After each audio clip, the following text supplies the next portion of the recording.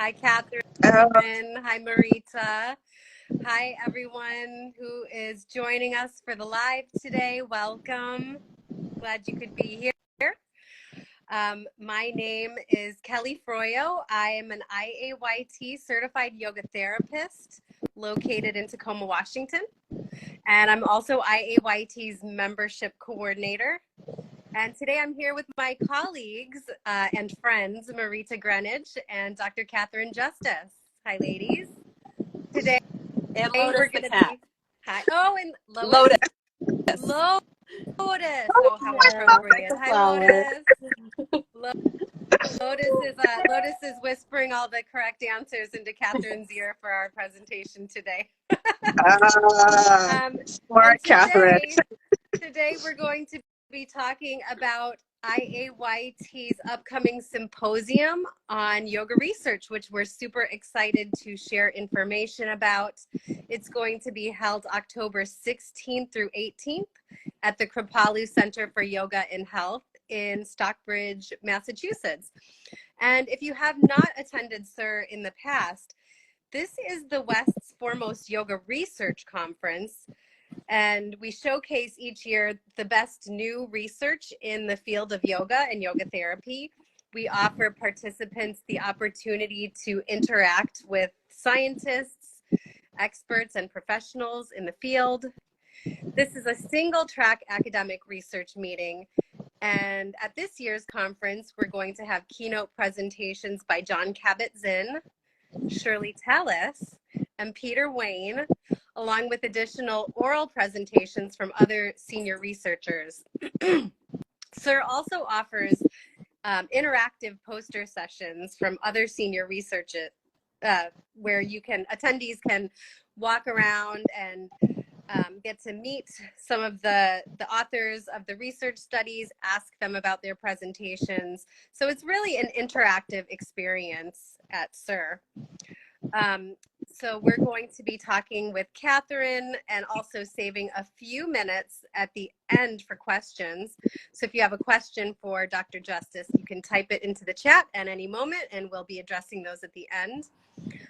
If you are interested in attending SYR, you can find information and register at iayt.org under the conferences tab. So I am going to turn it over right now to my colleague, Marita. Hello again, everyone. It's so lovely to be here with you. I am IAYT's Marketing and Communications Manager, Marita Greenwich, and I am based in Barbados, and I've been a yoga instructor here for over 5 years now. Just before we started, I thought it was very funny because I'm like burning up in Barbados. It's so hot, and Kelly's like, I have to turn on my fireplace. So it's like totally different things happening here right now. SYR is actually produced by IAYT, and a little bit about IAYT, the organization, that's the International Association of Yoga Therapists. And IAYT has been championing yoga as a healing art and science since 1989. And our mission is to advance yoga therapy as a recognized health profession. So we're helping to advance yoga therapy throughout the world and helping persons to understand the benefits of yoga and how yogic tools can be used to help improve general health and well-being. And in this world envisioned by IAYT, yoga is routinely considered in settings around the world as a therapeutic option for physical health, emotional well-being, mental balance, and spiritual consciousness. So, in general, a tool for whole person health. Like I said before, I'm really delighted to be joining you today to talk about SYR, talk about yoga research, and I'm happy to be here with Dr. Justice. I'm going to turn it over to her so that she can tell you a little bit about herself. Well, thank you. It's such an honor to be here with you guys in this virtual space. I was just saying this is my first ever Instagram live, so bear with me. I'm like a little unfamiliar with this. It's kind of cool.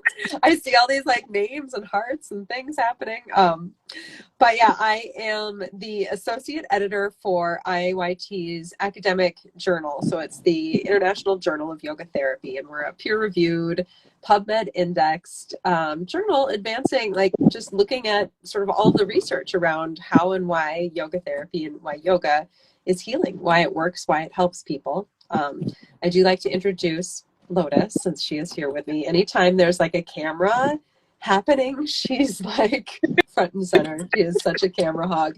And I'm also here physically in Minneapolis, which is the ancestral lands of the Dakota people. And it's quite temperate here. So I guess I get to be the happy medium. Like, it's a beautiful, not too hot, not too cold kind of day. Which is kind of perfect. Yeah, and I'm here to just talk a little bit about what SYR is like and some of the things that I'll be offering during the symposium and answering questions and just basically getting my yoga nerd on. So any fellow yoga nerds in the room, you are within good company, and I'm excited to be here with you. Great. Thank you, Catherine. Let's get started. I'm going to ask you a few questions just so we can learn more about the conference and about your role in the conference. So I'm curious, how long have you been participating in SYR as either an attendee or a presenter? And what are some things that you love most about the conference? So the first time I attended SYR was in 2013, which I believe is the only year that the two conferences were combined. That was both the Symposium on Yoga Research and the Symposium on Yoga Research and Therapy, or SYR. Was that in Boston? Yeah. Newton. Yeah. Newton, Mass. Yes. Yep. Outside of Boston. And so I was there presenting, like, the first time ever I had ever presented an academic poster and an abstract, and I just kind of felt like I immediately found my people. Like, again, this sort of like yoga nerd like haven. Like, it felt like what I imagine people who are into like science fiction conventions but like don't have a community around them, and the first time they go to, like, you know, a Star Trek convention or whatever, of how they're like, oh, everybody loves this, like, oh my gosh. So yeah, it felt very it was really overwhelming in all of the right kind of ways. And then the second time I went was when it was at Kripalu in 2017. And then I was also presenting a couple of posters and abstracts. And that was my first time at Kripalu ever.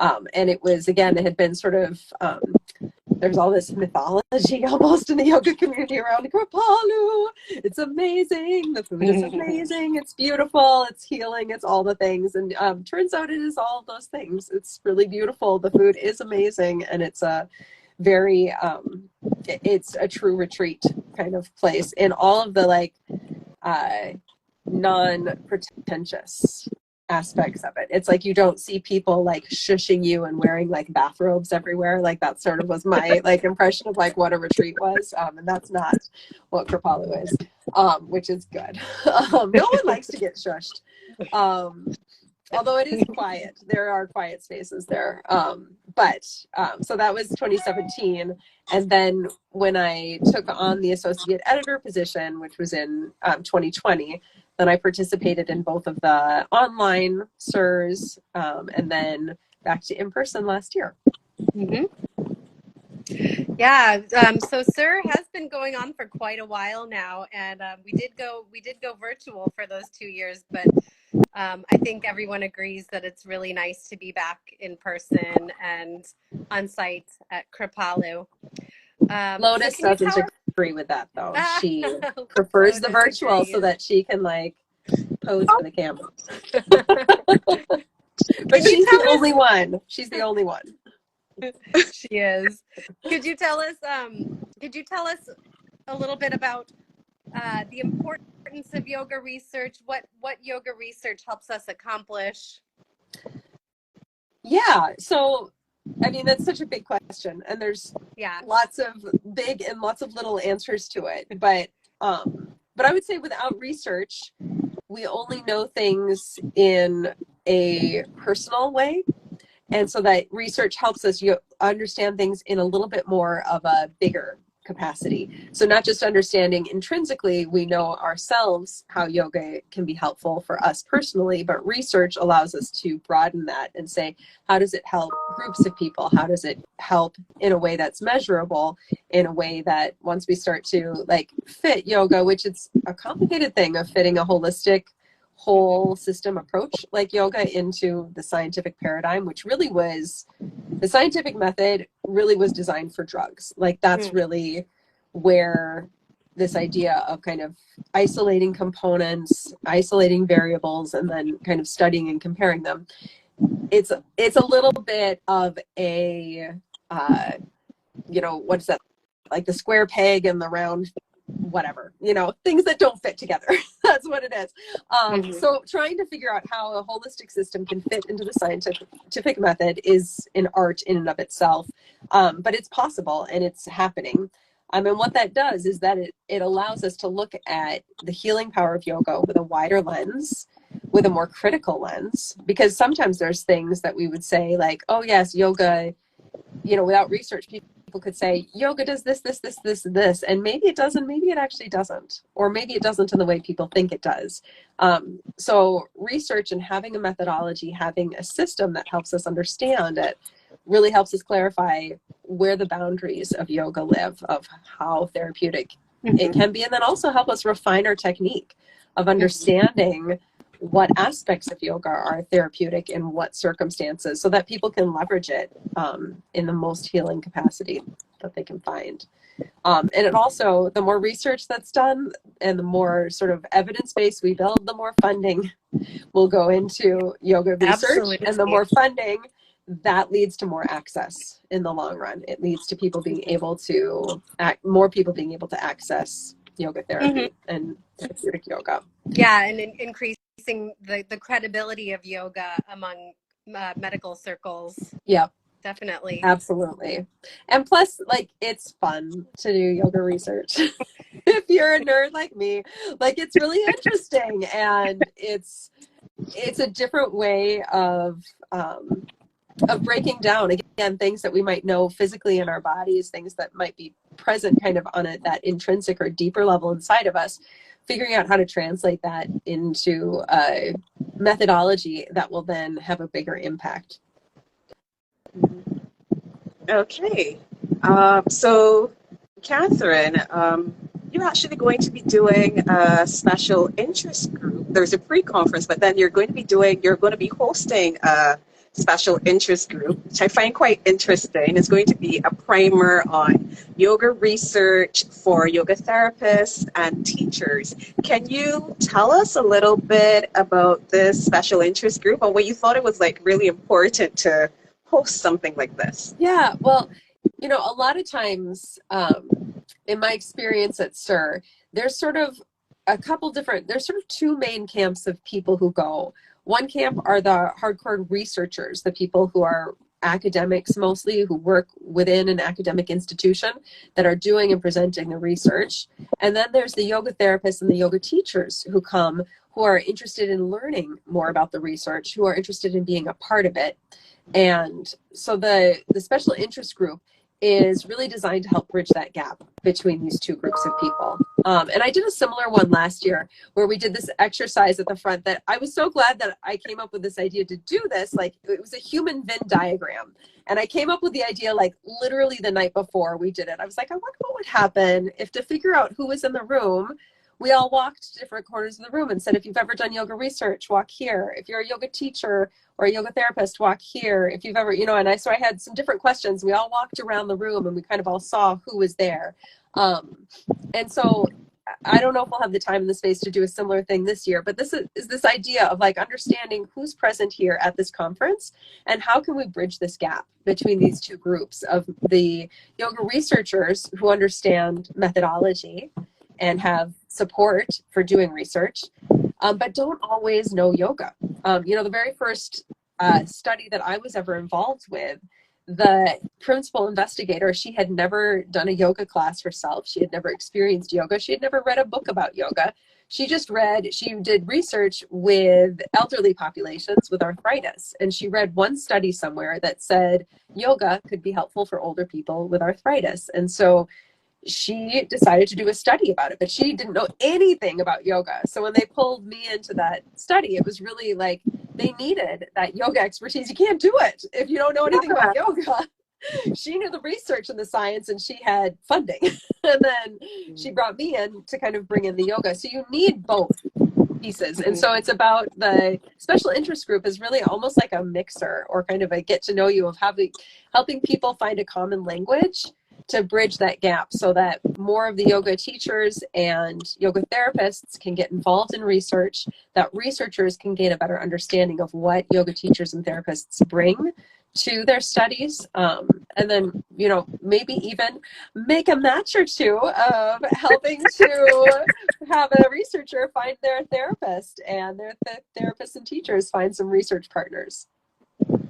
You know, it's so interesting because quite recently our executive director, Alyssa Washington, she would have interviewed Dr. Shirley Tells, and she was saying that SYR is such a wonderful blend. So it's interesting you're saying that it's such a wonderful blend because if you go to a regular academic conference, people might know, like, they're going to know research. And if you go to a yoga conference, then people might know the theory. But SYR helps to bring everyone together. They know the research and they also know, like, yoga. So it's like, and here you are, you know, forging these opportunities also to bring everyone into this beautiful blend. So I absolutely love that.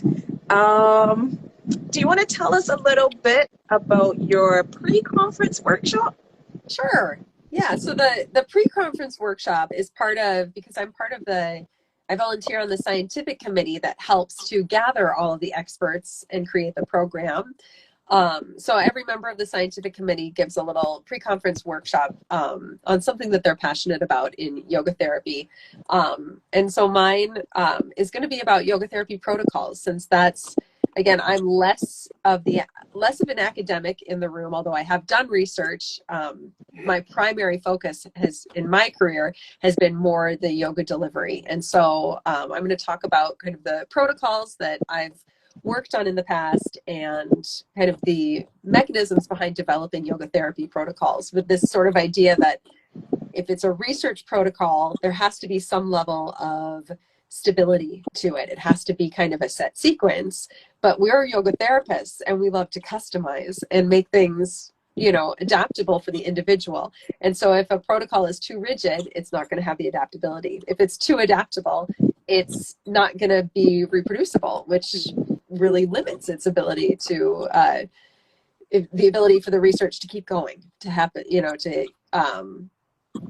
have a wider impact. So that's what the pre-conference workshop is about, is navigating that dance between, and it's not that dissimilar to an asana practice.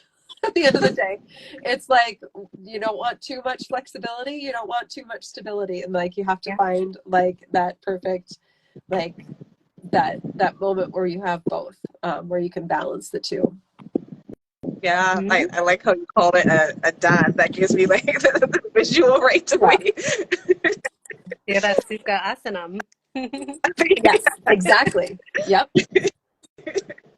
So, what advice do you have for anyone interested in getting involved in yoga research? What would you say are the steps? Well, I don't think there's a set formula. You know, the only reason I got involved in yoga research initially was because one of my longtime yoga students knew that I had just graduated from physical therapy school, and she knew this investigator who wanted to do this study on arthritis, and their yoga teacher had dropped out at the last minute, and so they needed somebody. So it was just because I knew someone who recommended me, and that, so I wouldn't count on that. Everyone, but networking is someone who knows someone, because you never know who you're going to meet. It's true. But I would say for people who are wanting to get more involved in yoga research, like the best thing that you can do to start is just like embrace your inner yoga nerd and read a ton of research. Like that's the best way to get an understanding, because there is like a hidden language to any kind of research. And there's like, you read enough research papers and you start to kind of uncover it. Like, oh, here is the introduction, here's the method section, here's the results. Like there's a pattern. And once you get used to that pattern, you can read them much faster. First of all, it gets easier to read. And then secondly, once that pattern appears, then you know how to speak the language of research. And that's what's going to help you get in the door when it comes to actually conducting research, is do you understand that kind of process, the language? And then you'll start to see too where there are gaps in the literature of like, oh, like I see here's a lot of research about, say, yoga for chronic lower back pain. Like there's a lot there. Yoga for chronic neck pain, not as much research. There's some, but not as much. So you're like, you can find kind of where your niche is. And then I would say the other like main thing, and this is not like, I'm not being like paid to promote SYR, but coming to SYR is a great way to get involved in research, because that's how you're going to know someone who knows someone who met someone who recommended you. Like it's such a great way to get connected and to, again, start to understand a little bit more about that hidden language. And Catherine, then, was it, am I remembering correctly? Did you write an article in Yoga Therapy Today about interpreting yoga research? Articles, reading and interpreting? You know who I think wrote that article? I think that was Stephanie Munoz wrote one a while back. But I wrote one about yoga research protocols. Okay. Which, is kind of fun that now I'm coming full circle of like having written that article. I think it was after my first time at Kripalu, I had a conversation with Lori and the managing editor and the editor of IAYT, and she said, well, why don't you write us an article about yoga protocols? And that was my first time at Kripalu, and we had this conversation, so I wrote this article, and now it's like this, meta moment of like coming back to Kripalu and then like presenting on creating yoga. Yeah, it's pretty cool for me, at least. I'm excited to do it. But yeah, I would say that the next step, if you want to be involved in yoga research, is making the connection to find an academic partner, because research is not something anyone does well on their own. And I would say, even as the associate editor of IJYT, anytime I see a single author on a paper, it's a red flag. Because research is hard to do on your own, and doing high quality research with just one person on a paper just doesn't, it's a red flag. It means maybe this person didn't like get the help that they needed. If it's a case study, that makes sense. A case study would make sense, but even a perspective article, it's just better if there's more people involved with more perspectives. A team-based approach is going to just create something that's more accessible for other people, that has a wider scope to it. So finding your team, find an academic partner. And in the more like virtually accessible world, they don't even necessarily have to be close to you. It's okay to write fan mail to your favorite researcher. Like it's totally like a thing that people do, to reach out, say, I appreciate your work. Here's why I like it. Here's why I think what I have to offer might be a good fit for you. Or do you know anyone else who's doing this work who would be a good person for me to reach out to? And it's totally fine to do that. And people will often be surprised that they will hear back from their research heroes. Catherine, thank you. That's some great advice. We've got a few minutes left, and I know that there was a question that came through in the chat that I'll read, and I think I can answer most of this, but I might be, you might want to chime in too. So 3 Green Circles is asking, what is the difference between SYR and SYR? Sounds like they are both about research. So I can start by saying that SYR is our academic conference. SYR is our member, IAYT's membership and practitioners conference. At SYR, you're going to get a lot more experiential. It's the presentations at SYR are research informed, but you're going to be getting a lot more practices involved with the lecture, where SYR, you're going to be able to see and read these research abstract presentations and actually hear from the scientists and researchers themselves. Catherine, what, having attended both, what do you want to add to that? Yeah, I mean, I would definitely affirm everything that you've said. The cool thing about having SYR at Kripalu is that IAYT doesn't provide any like actual physical yoga practices because Kripalu has them. So you can do, you know, your morning practice, you can do yoga dance over your lunch hour, which I highly recommend. And you can kind of have all of the practices that are offered at Kripalu, but those aren't specifically part of the conference. The conference is about advancing research, whereas SYR is really for yoga therapists and teachers to refine what they do to do it better. And I feel like the research that you're getting access to at SYR is more further along. It's generally like, here's stuff that's worked that now we want to teach and show you. Whereas SYR is about the full gamut of research that's just starting, of questions that people are asking that haven't been answered yet without definitive answers. And then some incredible like giants in the field. You know, the fact that we've got like these 3 keynotes is just like amazing. I'm so excited for all 3 of them. And so there's that too, that we've got the kind of at SYR, it's more focused on kind of all levels of research from emerging to established and everything in between. SYR, I would say the research component to it is a little more established and a little bit more about like how we apply it in practice versus how we develop and support this research to move forward and support the inquiry. Yeah, that's a good answer. And thank you for that question. I do want to invite anyone else who's watching, if you have any questions, we have a few minutes left. Just go ahead and pop your questions into the chat and we'll read them for Dr. Justice. I see Julie Shannon Williams is saying this is great, rich information. Thank you. Thank you.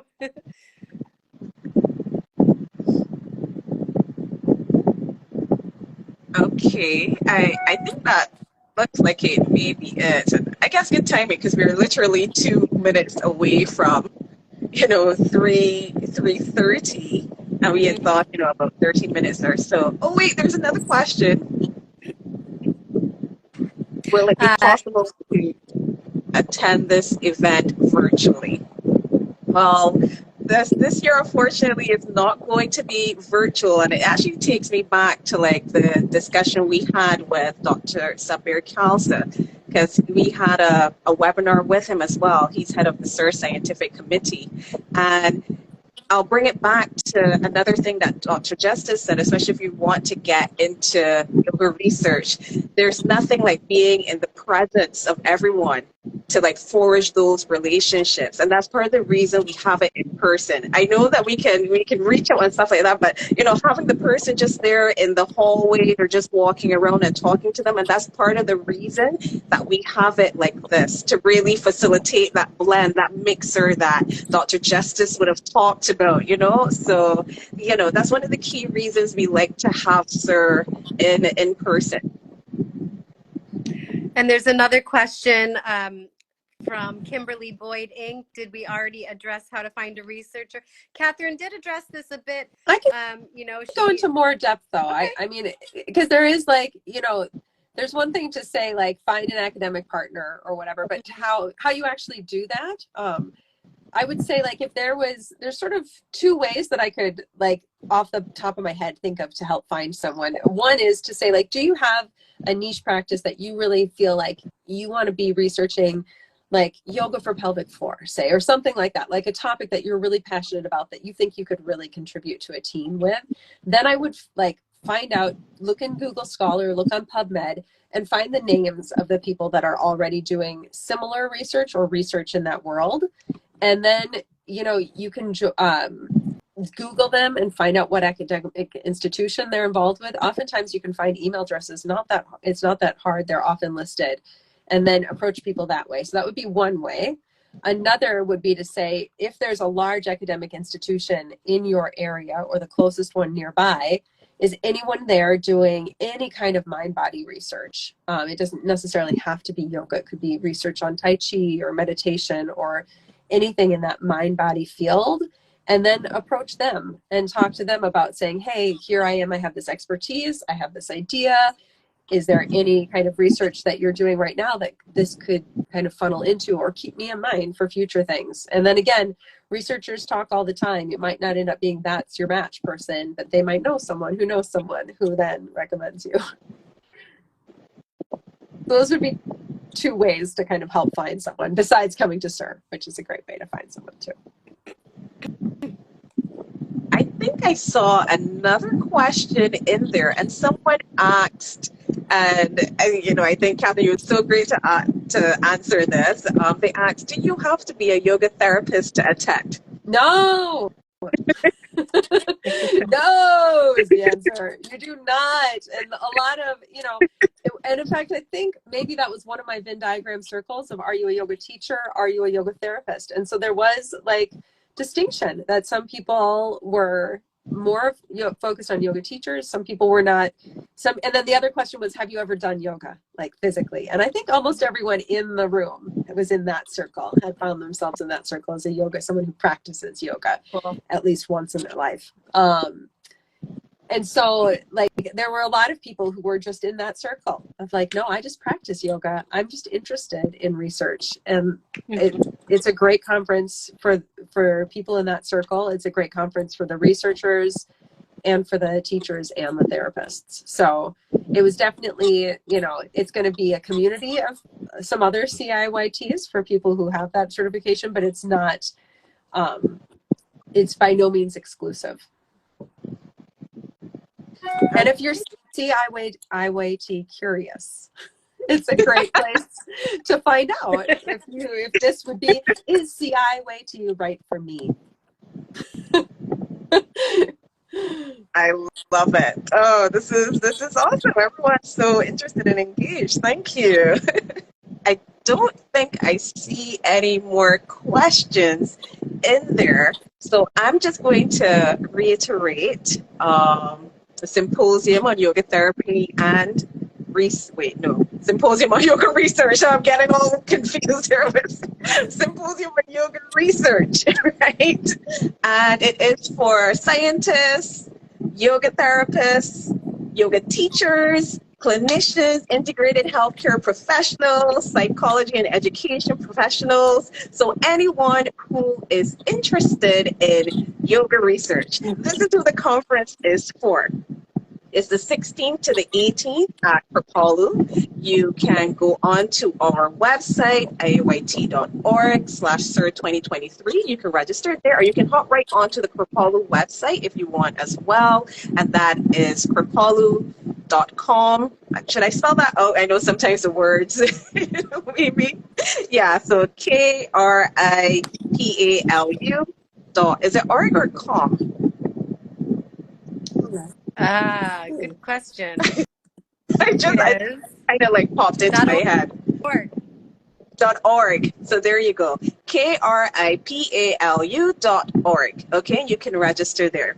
And we really want to thank you for joining us. I really enjoyed being here. I think Lotus enjoyed being here as well. He loved it. I can't get enough. Yeah, I totally see it. You can connect with us on social media. So we're here, IAYT.org. You see us on Instagram here. Thank you for joining us here on IG. On Facebook, you can go to facebook.com/IAYT.org. You can search for International Association of Yoga Therapists on LinkedIn. And on YouTube, we are at IAYT.org. We have a couple groups on Facebook as well. And we have our member schools group. We have a group for CIAYTs as well. And LinkedIn, we also have a group, and there you can search for International Association of Yoga Therapists. So that's a great way to stay in touch with us. If you have any questions, you can DM us here on Instagram as well. You don't have to be a member of IAYT to actually receive our newsletter. So if you're interested in yoga therapy, you can sign up once you go to iayt.org. You can sign up there for our newsletter, and it's a great way to stay abreast of yoga therapy space. So again, thank you so much for joining us. It was really, really wonderful. I think this is one of my most favorites. So I really enjoyed. I Yeah. didn't enjoy all of that, but I really, really, this is wonderful. And I know we all have so much to do, so we really appreciate your precious time. So wishing everyone a lovely rest of day, whatever time it is for you. Yes, and thank you again to Catherine Justice for talking to us and answering all of our questions. Go see her at the Symposium on Yoga Research at Kripalu, October 16th through 18th. Bye, friends. Meow.